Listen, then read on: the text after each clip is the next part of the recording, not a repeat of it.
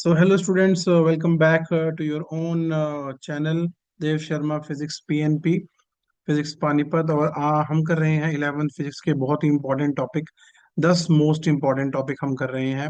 10 topic इसलिए उठाए हैं बिकॉज मुझे मालूम है कि आप लोगों के पेपर बस आने ही वाले हैं, तो ये उन बच्चों के लिए है वीडियो ताकि आप लोग एटलीस्ट उन 10 टॉपिक को करके आप लोग पास हो जाएं और 12th में पहुंच जाएं और फिर 12th में ढंग से पढ़ सकें। मैं मानता हूँ 11th में बहुत सारे बच्चे ऐसे होते हैं जो सीरियस होकर पढ़ाई नहीं करते, बट अनफॉर्चुनेटली बहुत बार बहुत सारे स्कूल्स में ऐसा होता है कि उनको रोक लिया जाता है और उनको 12th में या तो बोलते हैं कि भाई सब्जेक्ट चेंज करो या कुछ और करो, बट उनको साइंस ही करनी है। और अब थोड़ी सी उनको मे बी शायद थोड़ी सी अकल आई है। तो भाई अगर अकल आ गई है तो ये 10 टॉपिक जो है ढंग से पढ़ो ताकि आप लोग इसको समझ के आगे चल पाओ। आज हम कर रहे हैं डे 9 की video, work done in isothermal and adiabatic condition. तो सबसे पहले पढ़ेंगे हम कि आइसोथर्मल होता क्या है, उसकी इक्वेशन क्या होती है, एडियाबैटिक होता क्या है, उसकी इक्वेशन क्या होती है, और फिर हम चलेंगे आगे उनके अंदर वर्क डन निकालने के लिए। ठीक है, तो आइए फटाफट से चलते हैं हम। सबसे पहले आपको बताऊंगा कि आइसोथर्मल क्या होता है। आइसो आइसो का मतलब होता है same, thermal thermal stands for temperature. So isothermal वो है जहां पर टेम्परेचर हमारा रहता है कांस्टेंट, टेम्परेचर कांस्टेंट रहता है, टेम्परेचर फिक्स रहता है, उसको बोलते हैं आइसोथर्मल। कंडीशन है इसकी, इक्वेशन क्या है इसकी, इक्वेशन भी याद रखिएगा, PV is equal to constant. बहुत सिंपल सा फंडा है, हमने वो PV is equal to NRT को ही उठाया है। एन और आर पहले ही कांस्टेंट होता है और टेम्परेचर को हमने कांस्टेंट मान दिया। तो ये होती है हमारी आइसोथर्मल की इक्वेशन। अब चलते हैं हम अगली इक्वेशन की तरफ, which is adiabatic. Adiabatic adiabatic equation ऐसी होती है या कंडीशन ऐसी होती है जिसमें ना तो टेम्परेचर कांस्टेंट होता है, ना प्रेशर कांस्टेंट होता है, ना वॉल्यूम कांस्टेंट होता है। सो पी वी टी तीनों के तीनों चेंज हो रहे हैं। तो कांस्टेंट क्या होता है? कांस्टेंट होता है हीट। हीट को हम डिनोट करते हैं क्यू से, कुछ लोग एच भी लिख देते हैं, बट जर्नल फॉर्म जो है क्यू यूज होती है, क्यू उसमें कांस्टेंट रहता है। और इसमें इक्वेशन क्या बनती है? इसकी इक्वेशन होती है PV raise to the power gamma is equal to constant. यहाँ पर गामा क्या होता है? गामा होता है सीपी बाय सीवी। और ये जो सीपी बाय सीवी है इसका रिलेशन भी मैं आपको कराऊंगा, मेयर्स फार्मूला जिसको हम बोलते हैं, वो भी मैं आपको रिलेशन करा दूंगा। ठीक है, जब तक आप लोगों के पेपर नहीं होते हैं मैं कोशिश करता हूँ 5 तारीख तक की जो है थोड़ी सी वीडियोस दो चार और एक्सटेंड कर देता हूँ, कुछ और टॉपिक्स भी जो लगते हैं इंपॉर्टेंट वो भी मैं इसमें डाल देता हूँ ताकि आप लोग इसको पढ़ पाए और समझ के कम से कम जो है पासिंग मार्क्स तक या 30-40 नंबर तक थोड़ा सा रिस्पेक्टेबल सा स्कोर जो है वहां तक पहुंच पाए। तो अब चलते हैं वर्क डन के ऊपर। बड़ा इंपॉर्टेंट टॉपिक है, मैं मोस्टली हर चैप्टर में से एक एक टॉपिक आपको करवा रहा हूँ, बाकी की जो डेफिनेशंस वगैरह है वो आपको करनी है। 50 most important topic of class 11th physics की वीडियो भी मैंने डाली हुई है, आप लोग मेरी वीडियोस में देख सकते हैं। लिंक भी मैंने अभी कुछ दिन पहले उसका डिस्क्रिप्शन बॉक्स में डाला था, फिर से डाल दूंगा। Work done in isothermal condition, जब ये वीडियो ओवर होगी तो वहां पर आपको वो वीडियो दिख भी जाएगी, आइसोथर्मल कंडीशन या आइसोथर्मल इक्वेशन। सो वर्क डन हमें पता है, हम वर्क डन कहाँ से स्टार्ट करते हैं? एफ डी एक्स से। ठीक है, वर्क डन हम स्टार्ट करते हैं एफ डी एक्स से और उसकी करते हैं क्या? इंटीग्रेशन। अब एफ क्या होता है? यहाँ पे एफ नहीं चल रहा है, यहाँ पर चल रहा है pressure. So pressure into area हमने लगा दिया डी एक्स, और प्रेशर इंटू एरिया क्या हो गया? फोर्स हो गया। ए इंटू डी एक्स को हमने क्या लिख लिया? डीवी। तो हमें इस तरह से करना है, यहाँ से स्टार्ट करना है पी डीवी। अब देखिए एक बहुत सिंपल सी इक्वेशन है हमारे पास, ideal gas equation, PV is equal to N R T. यहाँ से हम पी का फॉर्मूला उठाएंगे, वो क्या आएगा? N R T divide by V, N R T divide by V. अगर हम नंबर ऑफ मोल्स को 1 ले लें थोड़ा सा इजी हो जाएगा, नहीं तो आप एन भी साथ में ले सकते हैं, क्योंकि कुछ बच्चे बोलेंगे कि सर न्यूमेरिकल्स में हमने एन भी देखा है। तो R T divide by V into DV, इसकी जगह मैंने ये वैल्यू पुट कर दी। और लिमिट्स क्या लगाऊंगा? क्योंकि वॉल्यूम है तो लिमिट्स लगा रहा हूँ V1 से लेके V2 तक। ठीक है, जब तक हमारा वेरिएबल फाइनल नहीं होता तब तक मैं लिमिट नहीं लगाता हूँ। अब मैंने लिमिट लगा दिया, आर टी बाहर आ जाएगा क्योंकि वो कांस्टेंट है। ठीक है, और DV by V anything divide by the variable, इसकी इंटीग्रेशन होती है नेचुरल लॉग। नेचुरल लॉग जिसको लॉग ई भी लिखते हैं, कुछ पीपल जो है इसको ऐसे लिखते हैं लॉग ई, और कुछ लोग जो है इसको एल एन लिखते हैं, तो जैसे आपका दिल करे। I be preferring l N v with limits V1 to V2। ठीक है, ये हो जाएगा हमारे पास आर टी। वीडियो के लास्ट तक बने रहिए, आपको ये पूरा टॉपिक बहुत आसानी से समझ में आ जाएगा, बहुत इजी शब्दों में समझाने की कोशिश कर रहा हूँ।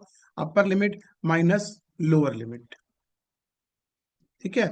अब लॉग के अंदर एक कंडीशन होती है, log M minus log N and it is equal to log M divide by N, ठीक है। तो हम ये कंडीशन यहां पर बहुत प्यार से अप्लाई कर देंगे, आर टी,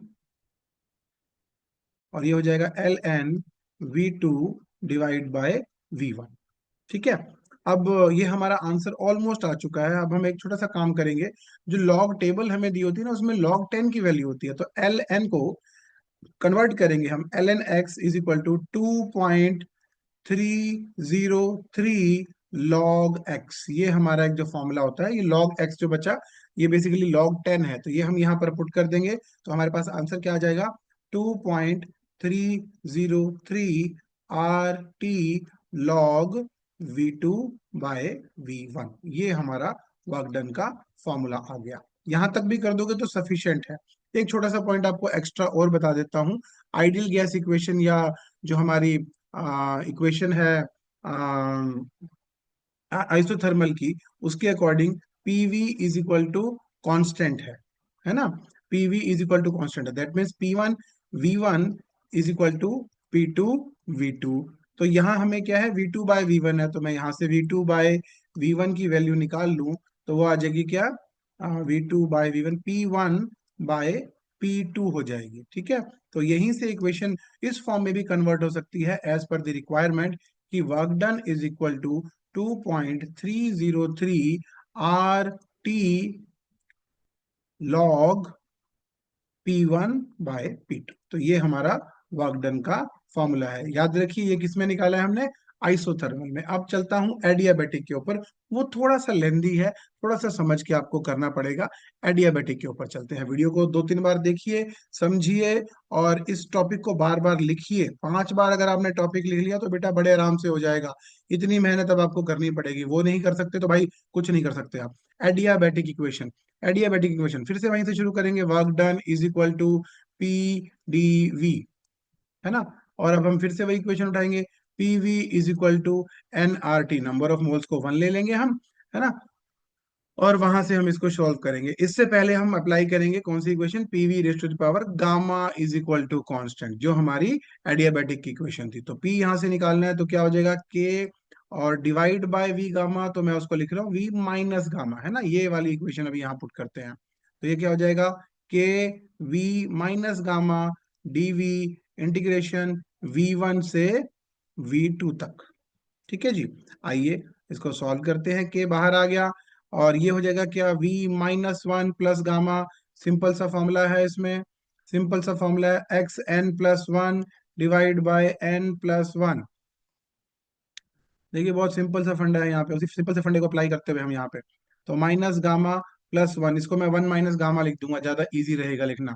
V1 से V2 तक, जो कांस्टेंट है उसको बाहर निकाल देते हैं डिनोमिनेटर को, के डिवाइड बाय 1 माइनस गामा बचेगा, अंदर क्या बचेगा, V2 की power 1 minus gamma minus V1 की पावर 1 माइनस गामा। देखिए सिंपल मैथमेटिक्स चल रहा है, फिजिक्स वाला तो फंडा जो था थोड़ा सा ही था। अब इसके को मल्टीप्लाई कर देते हैं हम अंदर, और फिर थोड़ा सा चालाकी दिखाएंगे हम। चालाकी कैसे दिखाएंगे, ध्यान से देखिएगा, के V2 1 माइनस गामा माइनस के V1 1 माइनस गामा। अब देखिए चालाकी क्या दिखा रहा हूं मैं, ध्यान से देखना। हमने वहां साइड पे इक्वेशन लिखी थी ऊपर, PV raise to the power gamma is equal to constant.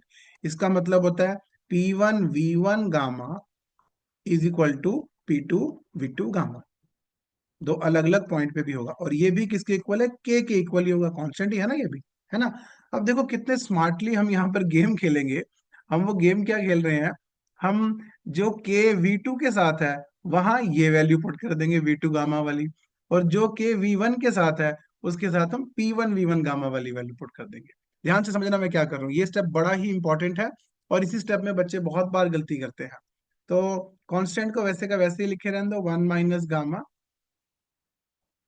और ये वाला जो के है ये V2 से मल्टीप्लाई है, तो यहां पर मैं वैल्यू पुट कर रहा हूं P2 V2 गामा, और ऑलरेडी V2 की पावर 1 माइनस गामा लगा ही हुआ था।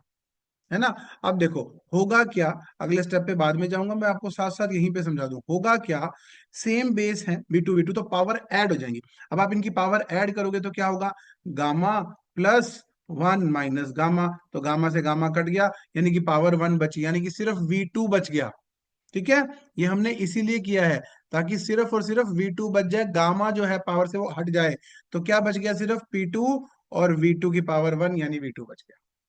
ठीक है, अगले स्टेप पे भी चलते हैं। यहाँ पर K इंटू V1 है, तो यहाँ K की वैल्यू P1 V1 गामा। देखो थोड़ी सी हमने यहाँ पे गेम खेली है, वही समझनी है आपको, कि जहाँ वो K जो है V2 से मल्टीप्लाई है तो V2 वाली वैल्यू पुट करो, जहाँ V1 से है वहां V1 वाली मल्टीप्लाई करो।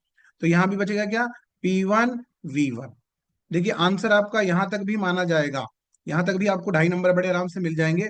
थोड़ा सा मैं आगे की तरफ चलता हूँ, थोड़ा सा मैं आगे की तरफ चलता हूँ, वन माइनस ये गामा है। अब ये जो हमारा वर्क डन आया था, इसको थोड़ा सा और आगे की तरफ लेके चलते हैं, इसको इक्वेशन नंबर वन मान लेते हैं। हाँ, तो आगे कैसे चलना है हमने, अब मैं लगाऊंगा बहुत सिंपल सा फंडा, which is P V is equal to NRT। Number of moles अगर हम वन ले लेते हैं तो वहां से क्या बन जाएगा, P1V1 is equal to RT1, P2V2 is equal to RT2। ठीक है, और ऊपर वाली इक्वेशन में, इक्वेशन नंबर वन में पुट कर देते हैं। So work done is equal to one by one minus gamma into P2V2 की जगह आ जाएगा RT2 माइनस P1V1 की जगह आ जाएगा RT1। R कॉमन ले लीजिए, आपका आंसर आपके सामने आ चुका है। R whole divide by one minus gamma into T2 minus T1। This is the work done in adiabatic condition, adiabatic, जिसमें कुछ भी कांस्टेंट नहीं होता, ना प्रेशर ना वॉल्यूम ना टेम्परेचर, सिर्फ हीट कांस्टेंट होती है। ठीक है, तो ये हमारे आज के दो इंपॉर्टेंट टॉपिक थे। आई होप आपको समझ में आए। समझिए, करिए, पढ़िए, पढ़ाइए, दोस्तों को शेयर कीजिए जो पास नहीं हो पा रहे हैं। And all the best for your 11th exam also.